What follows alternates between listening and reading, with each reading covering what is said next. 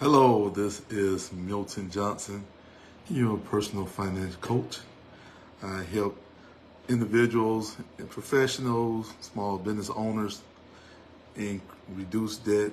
I help them increase their savings and their investment for their financial goals and retirement through my roadmap to financial freedom method. Definitely it's a pleasure to have you here this evening at 7 o'clock. Welcome one more time, whether you watch it now or later on the replay. Definitely want to talk about something that everyone needs to hear at this time. Things are out of control. The kids are out of control.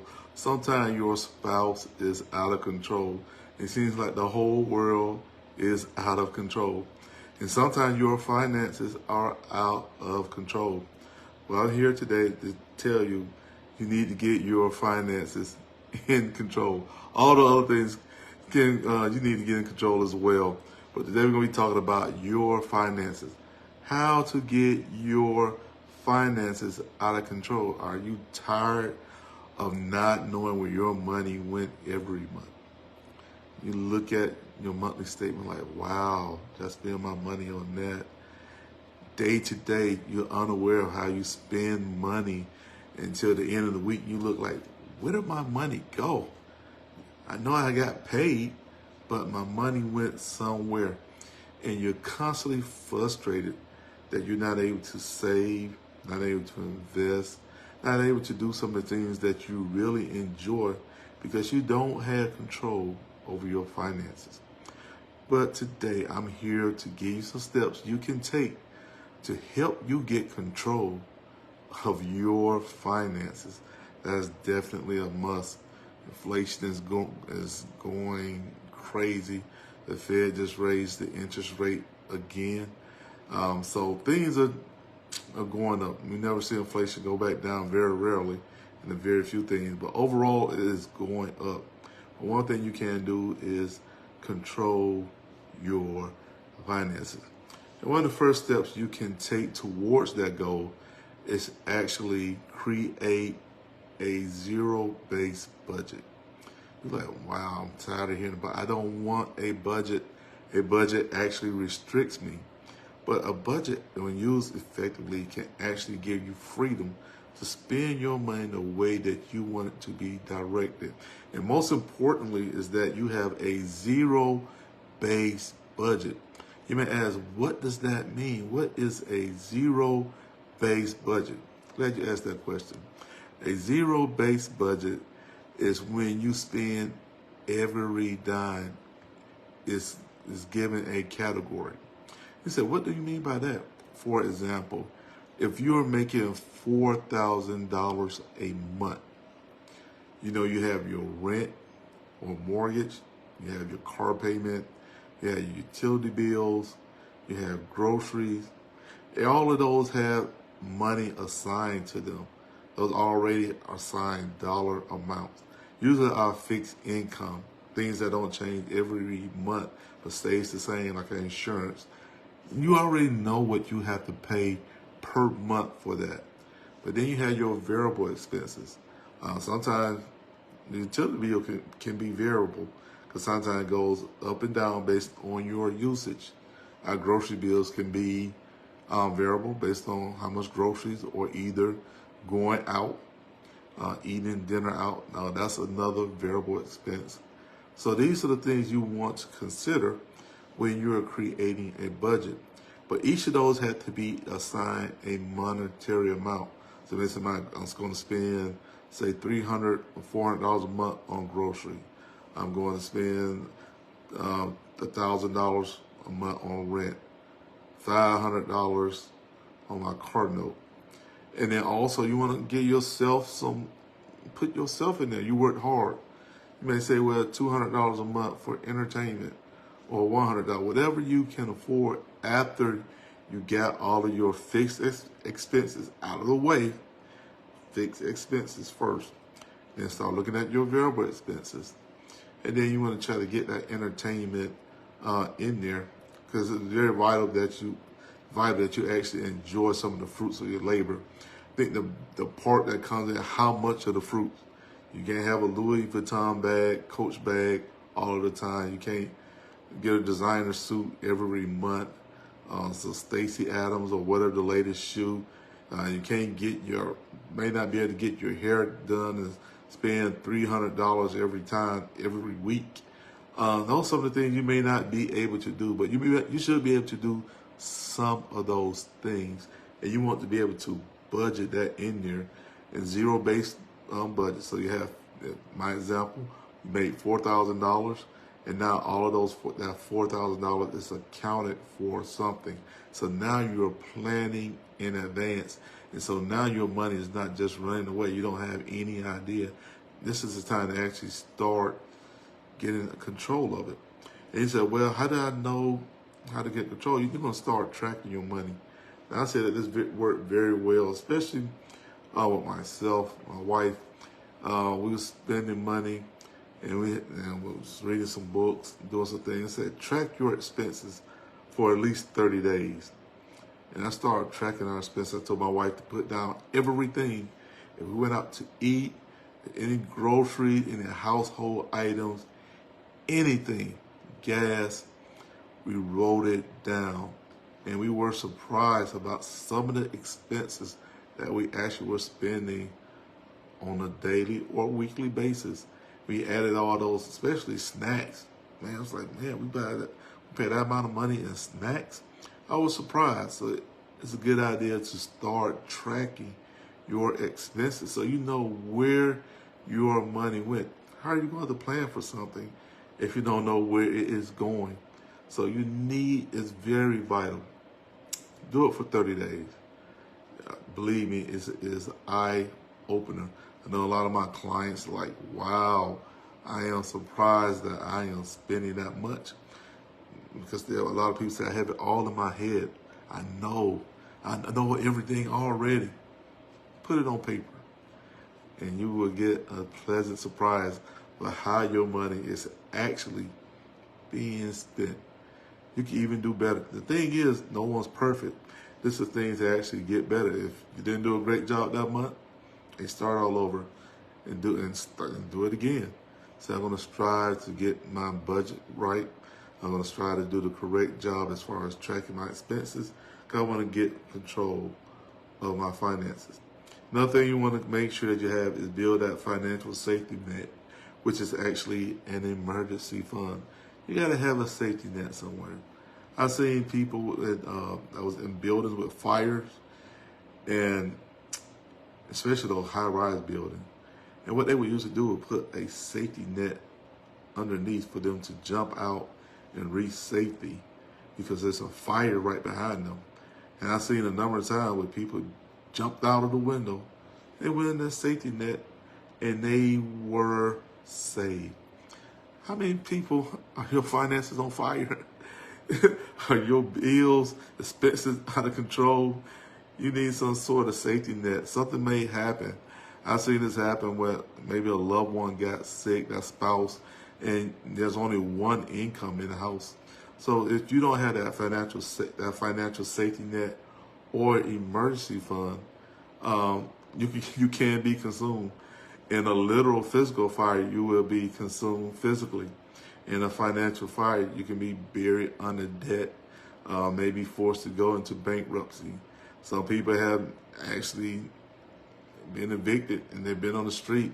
It was poor when I saw a lady, it was downtown Atlanta, and she was actually had her clothes, literally everything with her. Her children, she had 2 children. Seemed like she had been recently evicted, and she was in this area where there were other homeless people. And it was just sad to see that she kicked out of her house or home, and now she's homeless out on the street. And I hate to see that with anyone. So the thing is actually to plan in advance, because we never know when tragedy may strike us.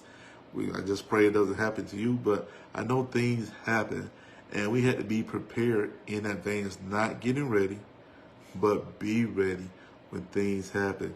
So that was just a tragic sight just to see that. But make sure you have that safety net there.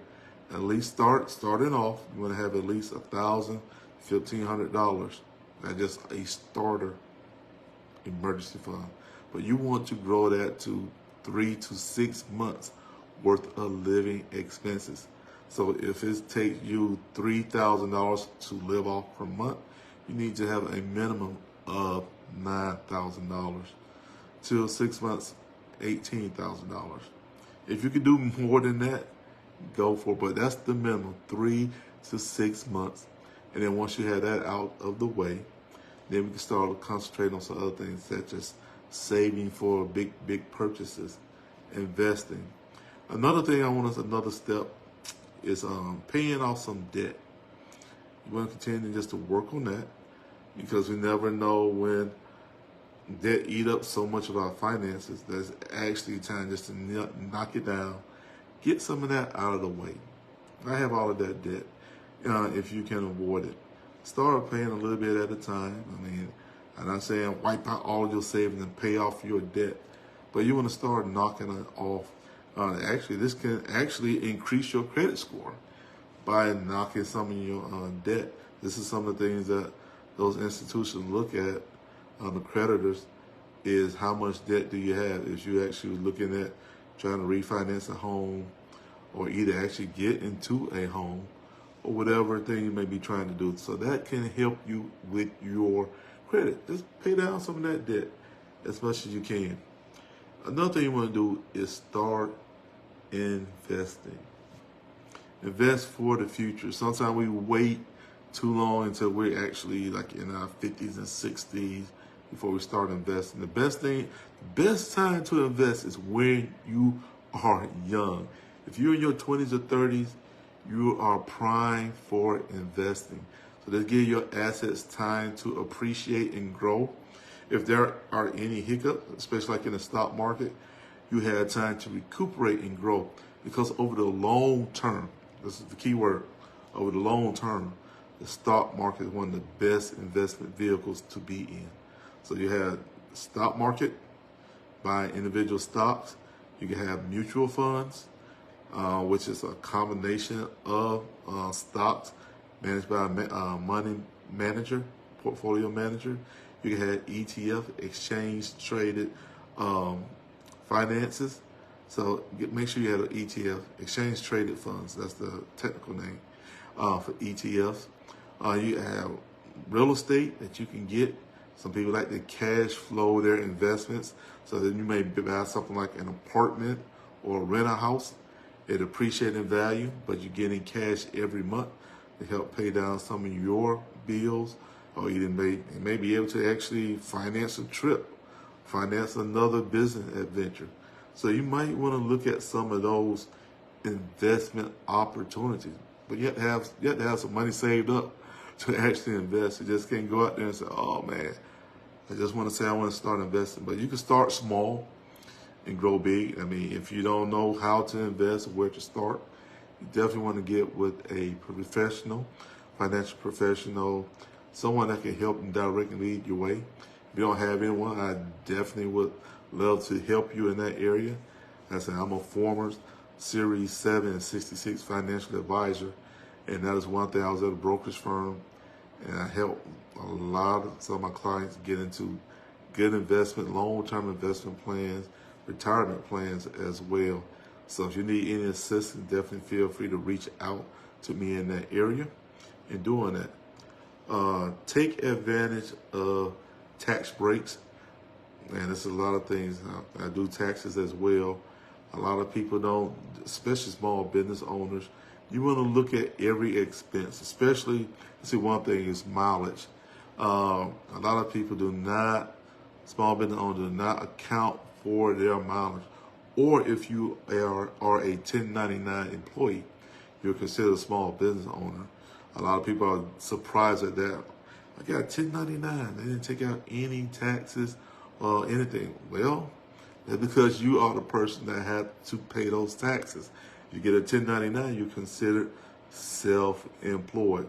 So definitely start looking out for those tax breaks. If you're working in the business, work for someone, you had to buy your own tools, you had to buy your own equipment, or you had to provide something else on that job.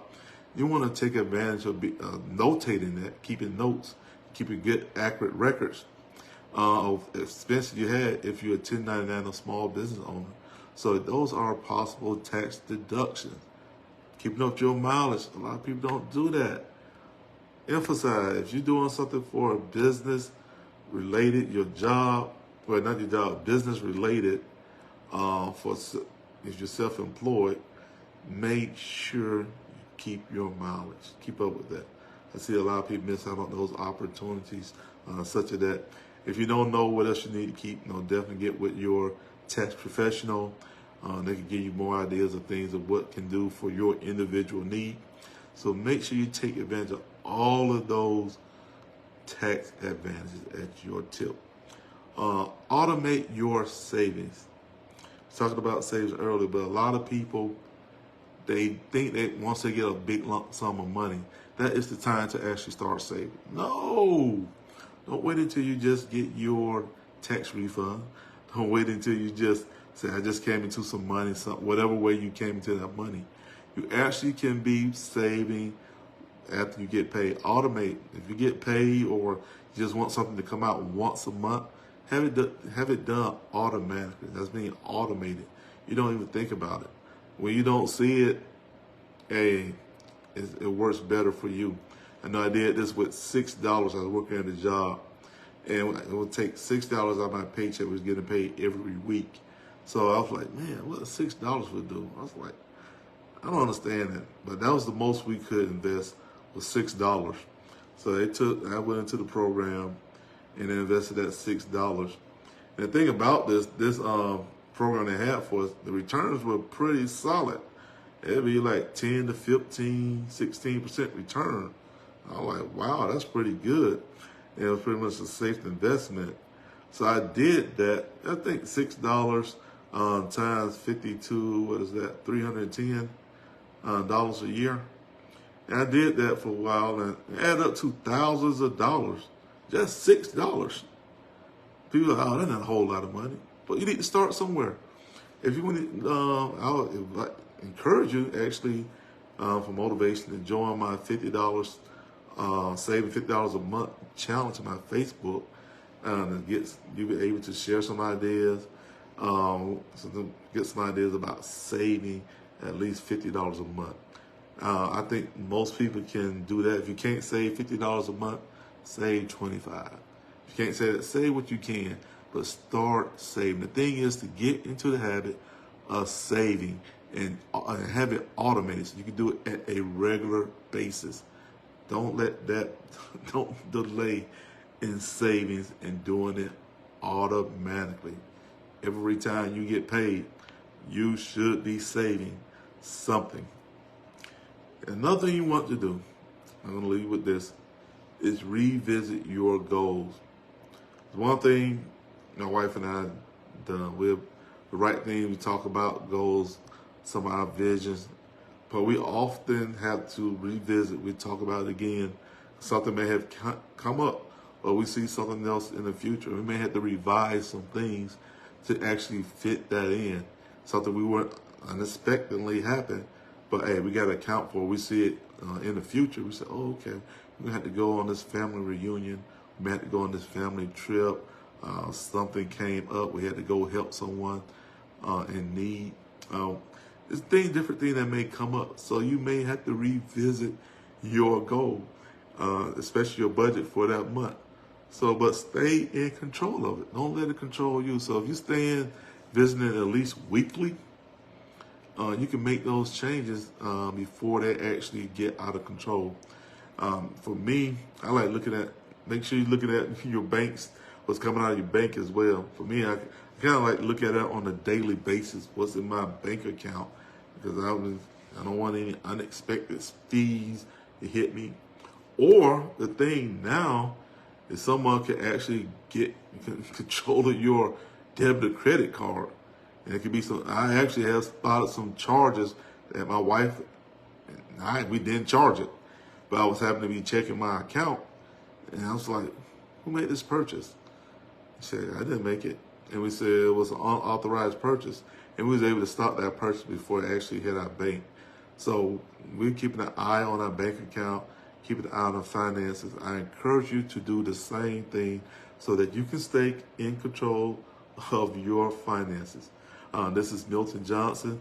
If you need any help or assistance, I'd definitely be glad to help you in your financial walk and get in control. You can DM me. You can hit the chain link right above. That will give you access to my website. You can go to contacts, set an appointment, or either get the information to give me a call as well. But I look forward to seeing you on tomorrow, or you can give me a call or DM. But I want to hear from you very soon. Is there anything that you would want me to talk about, a topic? Definitely feel free to DM or put it in the chat. And I'd be glad to talk about that in the future. You be blessed, and look forward to seeing you on tomorrow.